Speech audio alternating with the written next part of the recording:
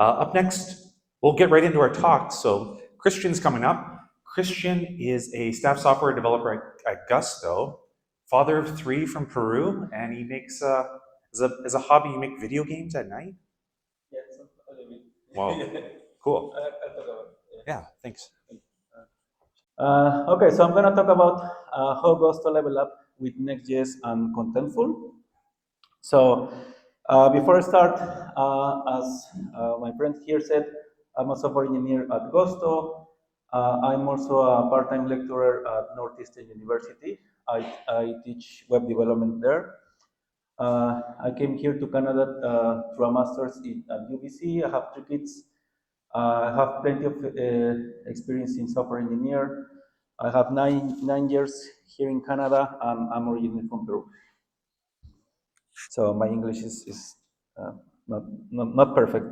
All right. So what within Gusto, or my team owns is the growth team. So in the growth team, we own everything about Gusto.com, which are the marketing pages, right? So in the growth team, we are responsible for getting more customers into our system and make the company grow, right? So we own more than 5,000 marketing pages, blogs, all the lead forms, the payroll calculators, all the pricing pages, the promotions, paid advertisements, SEO. So everything top of the funnel, the growth team owns. So for that, of course, we need a CMS, right? Funny enough, when I joined Gusto 6 years ago, we didn't have a CMS, but now we have a CMS. So we need a CMS to empower all these more than 5,000 marketing pages. But before I get into the actual details of this talk, let me just give you a quick recap of what a headless CMS is, right? So in a traditional CMS, we will the front end and the CMS will be together, right? If you want to make any style change, you will just go to the CMS, and everything is linked together with the front end and the CMS, right? In a headless CMS, the content and the web application or the front end is actually separated, right? So that's the goal that we want to approach, so that in the front end application, it's only responsible for the CSS and the components, and the actual only the content, the copy lives in the CMS, right? So that's our goal. All right. So before Contentful and Next.js, what problems did we encounter, right? We were using WordPress for rendering our web applications. We were using Ruby on Rails. We were also hosting WP Engine, and this WordPress is not really a headless CMS. You can make it look like a headless CMS, but it's not really a headless CMS, right? In order to make it work like a headless CMS, you need to do a bunch of PHP code. So our WordPress really looked like a Frankenstein, to be honest, because you have to install a bunch of plugins to make it look like a headless CMS. But WordPress wasn't meant to be a headless CMS, right? It's a great couple CMS if that's what you want, but it's not a great headless CMS. So we were having a lot of problems. We required a lot of PHP code, and finding a good React developer with PHP is not always easy. So it was really a problem for us.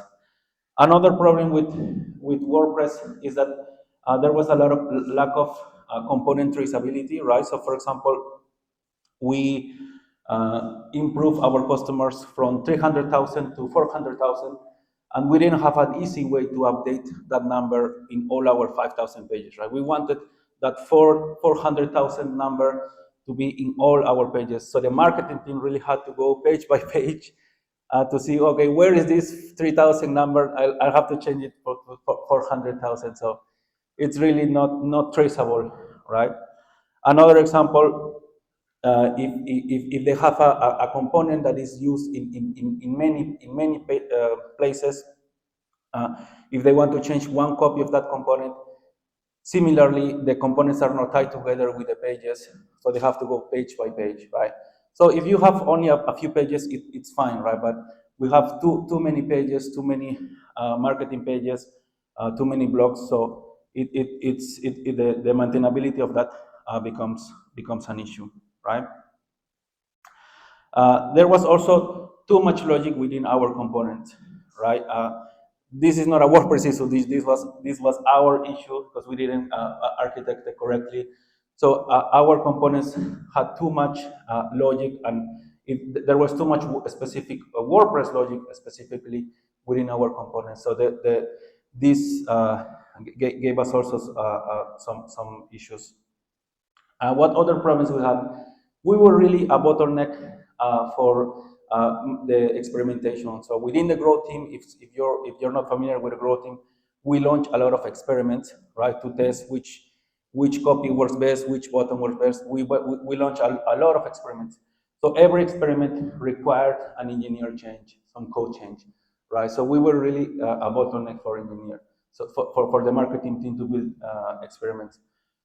So we wanted to build a solution that pretty much was self-serve for the marketing team, right?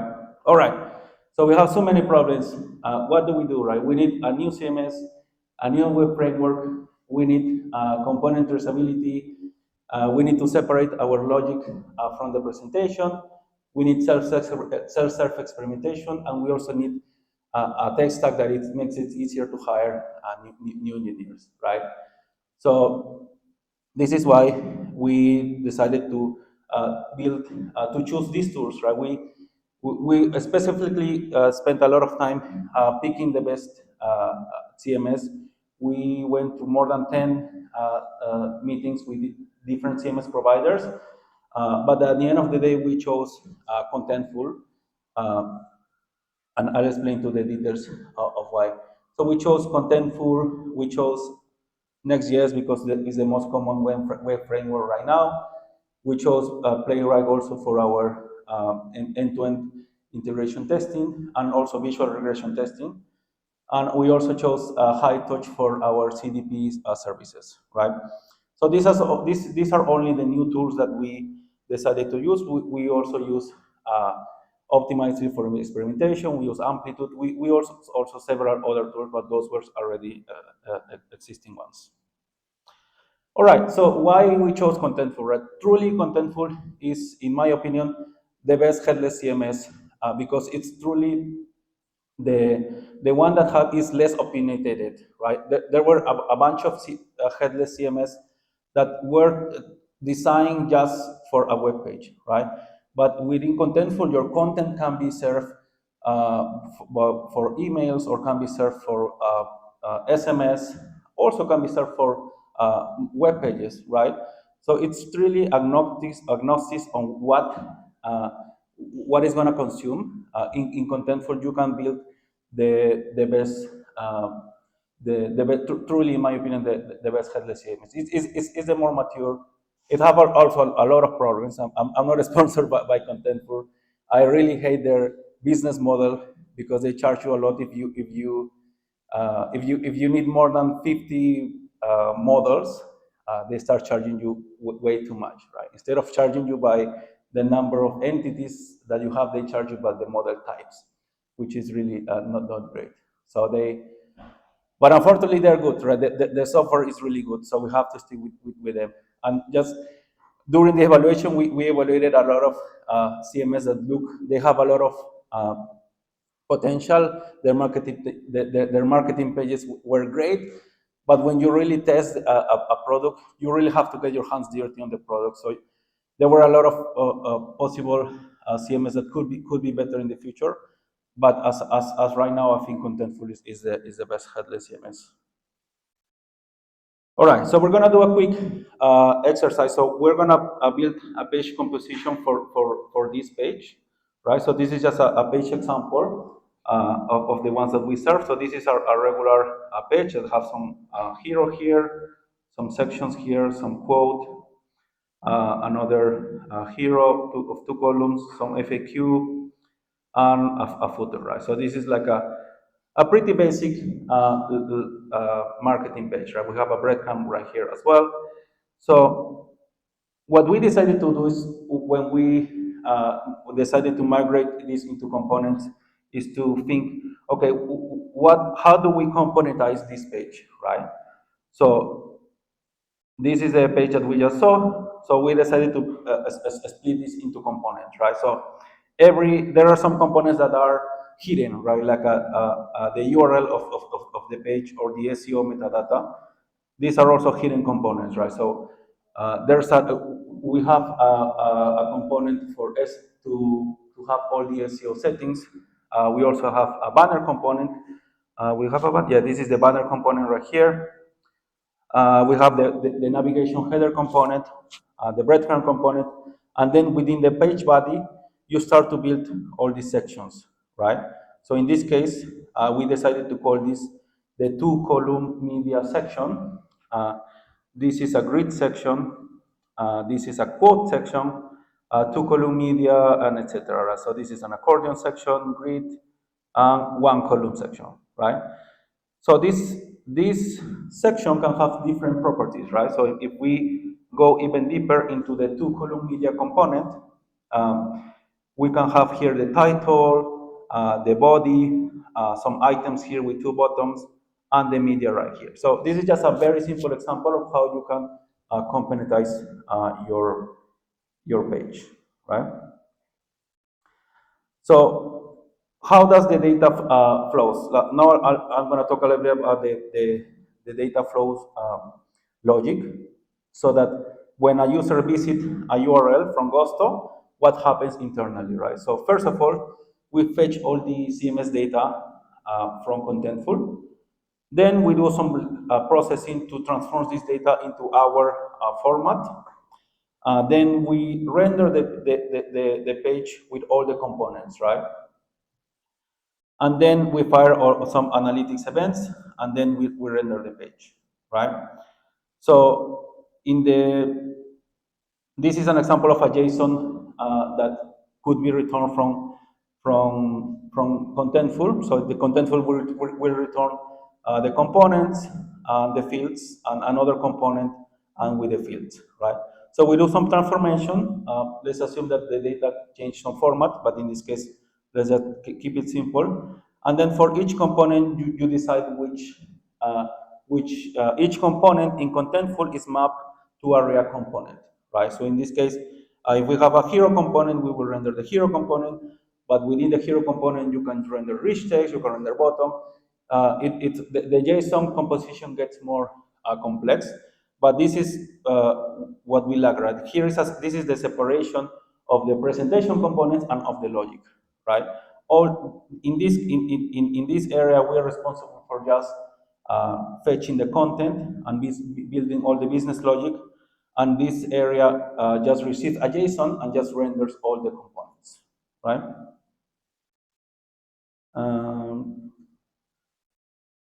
All right, how did we solve self-serve experimentation? So the self-serve experimentation, we included every component in our page have a variance field, right? That it's tied to a variance model as well. So for example, in this example, we have a hero with one title and one image, right? But a variant of that hero could be a hero tree with a title tree and an image tree, right? And the hero 2 also have a title 2 and a title and an image 2. But in this case, I apply the variant not to the whole hero, but only to the image, right? So the variant could be applied at any component level, right?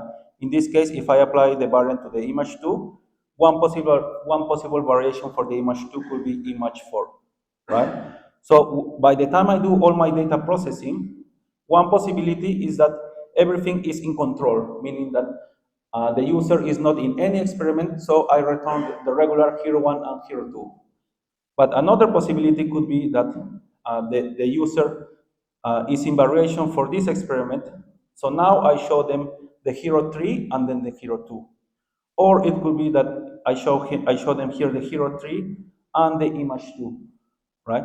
Or I only show, sorry, the image 4. Or there could be another possibility where I show them the image 4 and everything else is in control.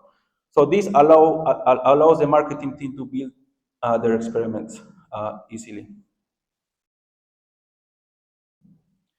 So quickly, before I have 0 seconds, I just want to show you how this looks in Contentful, right? So I don't know how much I can show you here because this is like the real production Contentful, but this is just an example of the page we just visualized, right? So this is the URL. This is the page content where all the components are. This is the SEO metadata, right? So here we define the title, the description, the image, if we want to index or not. So as you can see, this is not really tied to you can build any model that you want, right? We have the header, the breadcrumb, the footer, and the banner.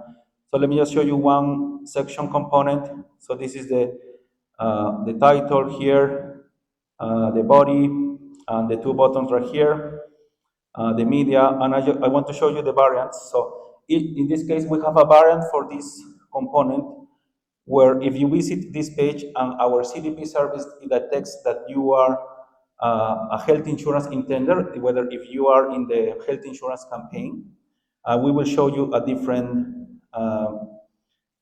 we have an override component here. So we will show you instead of the regular section, we will show you a different section with a different copy, right? So you can build, so with this approach, now the marketing team is happy because they can build experiments were pretty much self-served, right? So yeah, thank you so much. Oh yeah, I also built video games at night. I have these kid secure games. I have built two video games. They don't have any subscription. It's just one price. They're especially built because I hate the video games right now because for my kids they have to build subscription on every game they buy. So I try to build video games for my kids so that educational without any subscription or anything. Just one price. I won't charge you forever. It's just $1. So if you have kids, please.